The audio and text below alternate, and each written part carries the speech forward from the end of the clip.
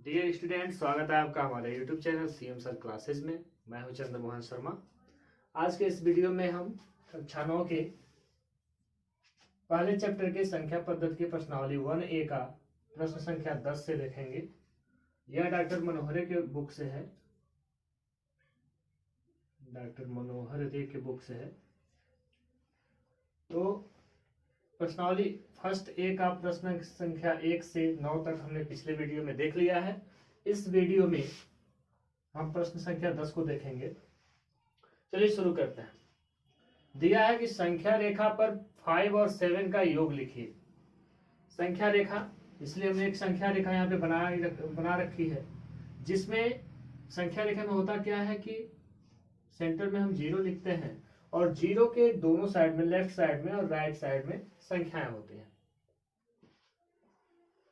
जब यहाँ हम शून्य से राइट साइड में बढ़ते हैं, जैसे जैसे राइट साइड में हम बढ़ते जाते हैं, संख्याएं यहाँ पे प्लस में बढ़ती जाती हैं, जैसे 1 2 3 4 5 6 7 और यह इनफाइनाइट तक होती हैं। इसी तरह से जैसे जैसे हम शून्य से लेफ्ट में बढ़ते हैं, वैसे ही संख्याएं माइनस में होती हैं, -1 2 3 4 ऐसे करके ये भी इनफाइनाइट होता है। हमें यहाँ पे जरूरत क्या है कि हमें करना क्या है कि संख्या रेखा पर 5 और 7 का योग लिखना है। दोनों संख्याएं यहाँ पे प्लस में है, 5 भी प्लस में और 7 भी प्लस में है। इसलिए जब हमें प्लस की तरफ जाना होता है तो हम संख्या रेखा पर 0 से राइट साइड में चलते हैं। इसीलिए हम 0 से यहाँ पे राइट साइड में चलेंगे। अगर ये संख्याएं दोनों में से कोई भी एक या दोनों माइनस में होती है तो हम माइनस में चलते हैं। तो यहाँ पे 5 है प्लस में, तो हम यहाँ 0 से चलना शुरू करते हैं और यहाँ से चलते चलते हम 1 2 3 4 5 तक चलते हैं। तो यहाँ से यहाँ तक हम दर्शा सकते हैं। इसी तरह से 5 चलने के बाद अब वहां से हमें 7 बार और चलना है, तो अब यहाँ से फिर 1 से काउंट करेंगे और 7 बार काउंट करेंगे। तो 1 2 3 4 5 7 1 2 3 4 5 6 7 यहाँ 12 पे आ जाएंगे हम। तो इस तरह से हमें दो स्थितियां यहाँ पे मिल गई हैं 5 और 7 की। और जब 5 और 7 दोनों का जब योग हम करेंगे तो 5 और 7 दोनों को योग करने पर हम कहाँ पहुंच गए? 12 पे पहुंच गए।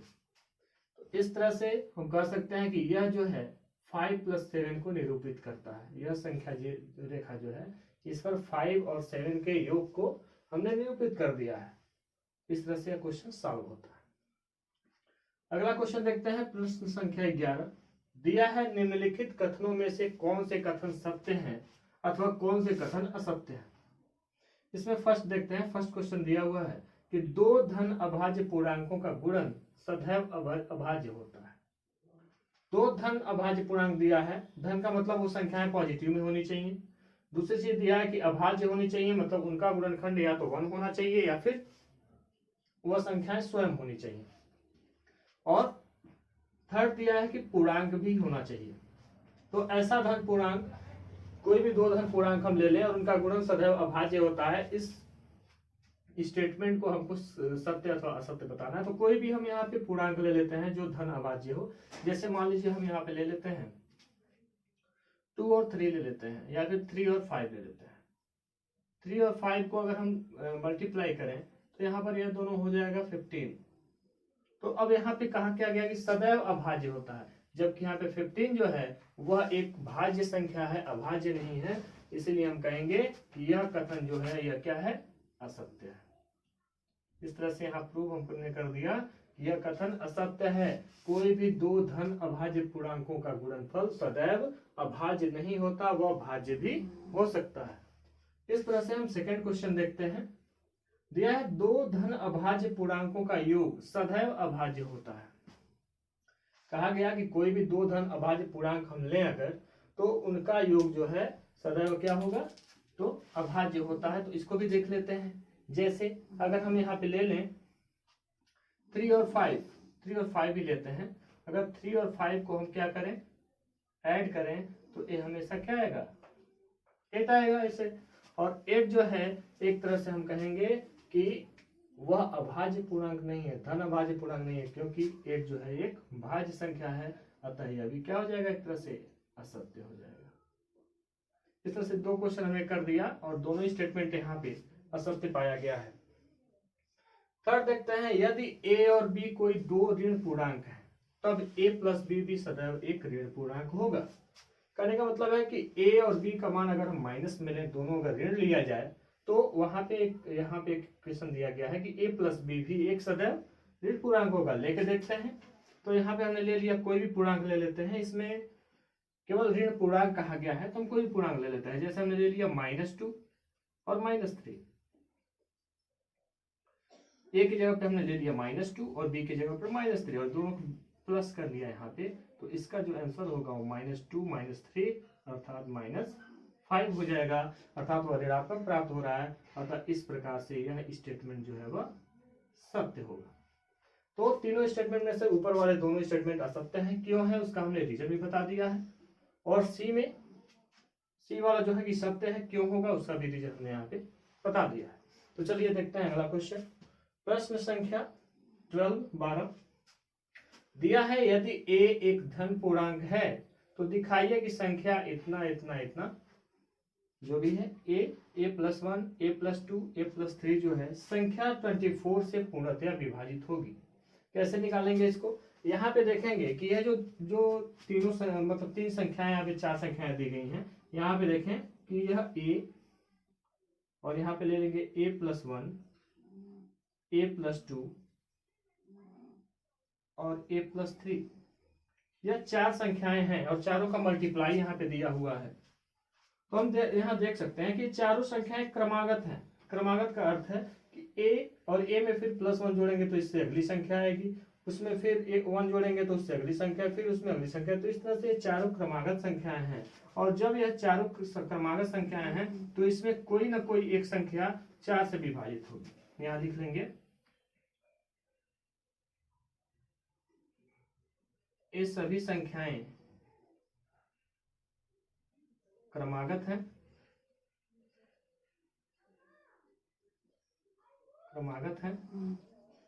अतः इनमें से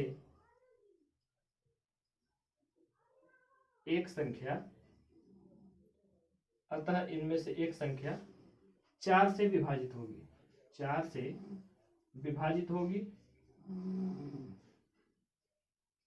इसी प्रकार से यदि इसमें से कोई भी 3 क्रमागत संख्याएं ली जाएं तो उनमें से कोई ना कोई एक संख्या 3 से विभाजित होगी। और फिर अगर कोई भी 2 क्रमागत संख्याएं ली जाएं तो उसमें से कोई ना कोई एक संख्या 2 से विभाजित होगी।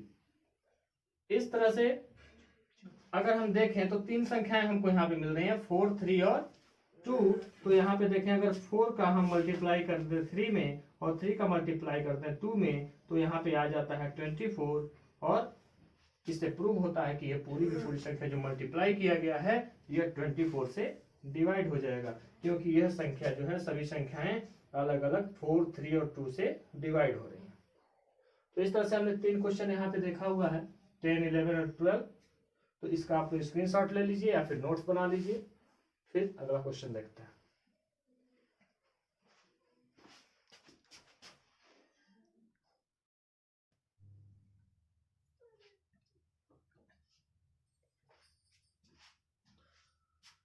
चलिए फिर अगला क्वेश्चन देखते हैं।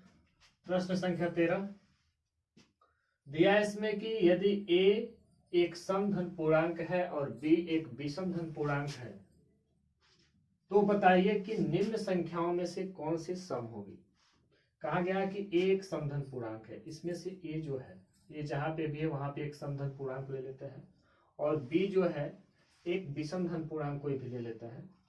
तो अब यहाँ पे पूछा जा रहा है कि इनमें से कौन सी संख्या सम होगी। केवल सम पूछी गई है। यहाँ पे संख्याएं कितनी है, 1, 2, 3, 4, 5, 6 संख्याओं में से सम कितनी है ये देखना है। चलिए ए की जगह पर हम कुछ रखते हैं कोई समधन पूर्णांक, जैसे हम 2 रख लेते हैं या फिर 4 रख लेते हैं। तो अगर 4 का हम स्क्वायर करें, यहाँ पे ए का स्क्वायर दिया हुआ है, तो अगर 4 का स्क्वायर करें, यहाँ लिख लेते हैं कि अगर हम 4 का स्क्वायर करते हैं तो 4 का स्क्वायर क्या आएगा, 16 आएगा। तो यह अब हम यहाँ पे देखें कि कोई भी समधन पूर्णांक हम जब ले रहे हैं तो वह हमेशा एक सम संख्या ही आएगा। अगर ए स्क्वायर का हम कुछ भी लें, 2 लें, 2 का स्क्वायर लें या फिर 4 का स्क्वायर लें, 6 का स्क्वायर लें या फिर 8 का स्क्वायर लें, 10 का स्क्वायर लें, किसी का भी स्क्वायर लेंगे तो इसका मान लीजिए 4 आएगा, इसका मान लीजिए 16 आएगा, 36 आएगा, 64 आएगा या फिर 100 आएगा। तो किसी का भी आंसर यहाँ पे देखें आ रहा है सम संख्या। तो इस तरह से यहाँ पर पहला जो होगा वो सम संख्या होगा। यहाँ पे हम यहाँ पे सर्किल कर दे रहे हैं जो सम संख्या होगा उसको। यहाँ पे ये वाली संख्या हो जाएगी सम संख्या। अगला संख्या देखते हैं, बी स्क्वायर दिया हुआ है और बी को माना गया है एक विषम धन पूर्णांक। जैसे विषम धन पूर्णांक में हम कुछ भी मान सकते हैं, 5, 3 या फिर 7 वगैरह कुछ भी। तो देखें 5 मान के देखते हैं क्या आता है। तो 5 का अगर हम स्क्वायर करते हैं, यहाँ पे बी स्क्वायर दिया हुआ है, अगर 5 का स्क्वायर करते हैं तो यहाँ पे आता है 25। अगर 7 का स्क्वायर करें तो 49 आएगा, 3 का स्क्वायर करें तो 9 आएगा। इस तरह से हम देखें कि किसी भी विषम धन पूर्णांक का अगर हम स्क्वायर कर रहे हैं यहाँ पे तो हमेशा एक विषम संख्या ही आ रही है। तो यहाँ से प्रूव होता है कि यह जो है एक सम संख्या नहीं होगी। तो इसलिए हम इसको सर्किल नहीं कर रहे हैं। आगे देखते हैं a प्लस बी दिया हुआ है। अगर मान लीजिए कोई एक समधन पूर्णांक, एक समधन पूर्णांक ले लेते हैं मतलब a, और एक विषम धन पूर्णांक ले लेते हैं b, और दोनों को जब ऐड करेंगे, जैसे मान लीजिए 2 ले लिए और 3 ले लिए, तो इनको कभी भी ऐड करेंगे तो हमेशा एक विषम संख्या ही आएगी। एक सम संख्या और एक विषम संख्या को जब हम ऐड करते हैं तो हमेशा एक विषम संख्या ही आती है। अतः यह भी क्या हो जाएगा, यह भी सम संख्या नहीं होगी, यह दोनों विषम संख्याएं होंगी। अगला देखते हैं, a इंटू बी दिया हुआ है। मान लीजिए a की जगह पे हमने 2 ले लिया और b की जगह पे 3 ले लिया। एक समधन पूर्णांक और एक विषम धन पूर्णांक, और दोनों का मल्टीप्लाई करेंगे तो यहाँ पे हमें एक सम संख्या प्राप्त हो रही है। इसीलिए हम कहेंगे कि यह संख्या सम संख्या होगी। आगे देखते हैं, a की जगह पे हम कोई समधन पूर्णांक ले लेते हैं। मान लीजिए 2 ले लेते हैं, यहाँ पे 2 ले लिया, ब्रैकेट में फिर से 2 प्लस 1, मतलब यह हो जाएगा 2 इंटू 3, और ये भी आएगा एक सम संख्या। अतः यह भी एक सम संख्या होगी। इसी तरह से हम यहाँ पे देख लेते हैं, b की जगह पे हमें क्या लेना है, एक विषम धन पूर्णांक लेना है। और इस तरह से यदि हम यहाँ पे मान लीजिए 3 ले लेते हैं, और अंदर भी हमें 3 लेना पड़ेगा और प्लस 1 लेना पड़ेगा, 1 है, तो यहाँ पे हो जाएगा 3 इंटू 4, और यह भी एक क्या हो जाएगा, सम संख्या होगी। अतः यह भी पूरी की पूरी एक सम संख्या होगी। तो इसमें से a square, a into B, a plus 1 और b इंटू बी प्लस 1, ये चारों संख्याएं सम संख्याएं होंगी, बाकी ये दोनों विषम संख्याएं होंगी। तो 14वें क्वेश्चन में 4 कथन यहाँ पे दिए गए हैं। फर्स्ट में देखिए दिया हुआ है कि यहाँ पे 3 मल्टीप्लाई 8 प्लस 7 किया गया है, ब्रैकेट में है यहाँ पे, और इसके इक्वल में क्या किया गया है कि इस 3 से यहाँ पे मल्टीप्लाई किया गया है। दोनों में पहले 8 में मल्टीप्लाई किया गया है, फिर यहाँ पे 7 में मल्टीप्लाई किया गया है। तो यह जो है, यह योग गुणा के वितरण नियम पर आधारित है। यह योग गुणा के वितरण नियम पर आधारित है कि यह जो 3 है यह इन दोनों पदों में वितरित हो जा रहा है, और जब यहाँ पे मल्टीप्लाई कर लेंगे तब इसको फिर ऐड करेंगे। सेकंड देखते हैं, सेकंड दिया है 3 प्लस इन ब्रैकेट 5 प्लस 9, और in bracket 3 plus 5 bracket close plus 9। Equal के दोनों तरफ संख्याएं वही जोड़ी गई हैं। यहाँ पे यह दिखाया गया कि पहले हम 5 और 9 को एक में ऐड कर रहे हैं, फिर 3 को ऐड कर रहे हैं, और यहाँ पे 3 और 5 को ऐड करके 9 को ऐड कर रहे हैं। तो इस तरह से दोनों का जो वैल्यू आएगा जो वो सेम आएगा। यह जिस नियम पे आधारित है उसे बोलते हैं साहचर्य नियम। साहचर्य के नियम पे आधारित है और सत्य है इस पे कि अगर हम 5 और 9 को जोड़ के 3 को जोड़ें, या फिर 3 और 5 को ऐड करके 9 को ऐड करें, दोनों ही स्थिति में आंसर जो होगा वो सेम आएगा। नेक्स्ट देखते हैं, यहाँ पे मल्टीप्लाई दिया गया है, 3 का मल्टीप्लाई 2 में किया जा रहा है या 2 का मल्टीप्लाई 3 में किया जा रहा है, तो आंसर सेम आना है। या फिर 3 हम मतलब 3 और 2 का मल्टीप्लाई करें या फिर 2 का 3 में मल्टीप्लाई करें, आंसर सेम आने वाला है। तो यह जो जिस नियम पर आधारित है उसे बोलते हैं हम क्रम विनिमय नियम।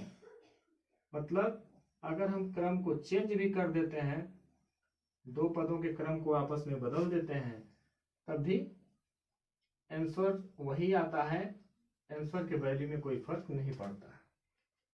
अगला दिया है डी, यहाँ पे कि 3 into 5 equal to A into 5। देखें दोनों पदों में, दोनों पक्षों में 5 अपने स्थान पर बना हुआ है, लेकिन यहाँ पर 3 के स्थान पर ए दिया हुआ है। तो इस तरह से दोनों पक्षों की अगर हम तुलना करें तो यहाँ पे देखेंगे 5 की जगह पर तो 5 है, लेकिन ए की जगह पे क्या है, 3 है। तो इस तरह से ए बराबर 3 हम आसानी से ज्ञात कर सकते हैं। तो यह भी सही है कथन। और किस नियम पे सही है, इसको बोलते हैं निरसन नियम। निरसन का नियम बोलते हैं, जिसके माध्यम से हम आसानी से ज्ञात कर सकते हैं कि एक के स्थान पर क्या है। इस तरह से 14वां क्वेश्चन कंप्लीट हुआ। नेक्स्ट है 15 क्वेश्चन और लास्ट क्वेश्चन इस प्रश्नावली का। देखते दिया है संख्या रेखा पर -5, -2, 0, 1, 2 और 5 को दर्शाइए। हमने यहाँ पे एक संख्या रेखा बनाई हुई है और यहाँ पे इन सभी संख्याओं को दर्शाया है। हमने यहाँ पे 0 को मिडिल में एक तरह से लिया है और हम पहले ही बता चुके हैं पहले क्वेश्चन 10th क्वेश्चन में भी कि 0 के लेफ्ट में जितना ही हम चलेंगे उतना ही वो संख्याएं माइनस में होती जाएंगी, और जितना ही 0 के राइट साइड में चलेंगे उतना ही प्लस में हम बढ़ते जाएंगे। तो जो -5 है यहाँ 0 से हम लेफ्ट में चलेंगे तो 1, 2, 3, 4, 5 और -5 जहाँ पे आ रहा है वहां हमने B से इसको इंडिकेट किया है। इस तरह से -2 को इंडिकेट किया है तो माइनस में है तो इसको भी हम बाएं ही चलेंगे, लेफ्ट में ही चलेंगे। और इस तरह से यहाँ A से दर्शाया हुआ है। 0 को दर्शाना है तो 0 हमेशा मिडिल में होता है तो इसको O से दर्शाया गया है। 1 को दर्शाना है तो 0 के ठीक राइट में 1 है इसलिए इसे P से दर्शाए हैं।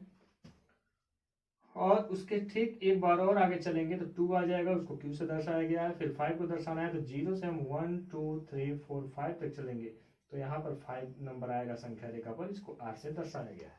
इस तरह से इन सभी संख्याओं को हम संख्या रेखा पर दर्शा सकते हैं। तो उम्मीद है इस वीडियो में प्रश्नावली 1A के सभी क्वेश्चन आपको समझ में आ गए होंगे। तो इसी तरह से वीडियो को लाइक करते रहिए, शेयर करते रहिए और हमारे चैनल को सब्सक्राइब कर लीजिए। और वीडियो अगर अच्छा लगा हो तो अधिक से अधिक शेयर करिए ताकि हम और भी अच्छे वीडियो लेके आ सकें। धन्यवाद।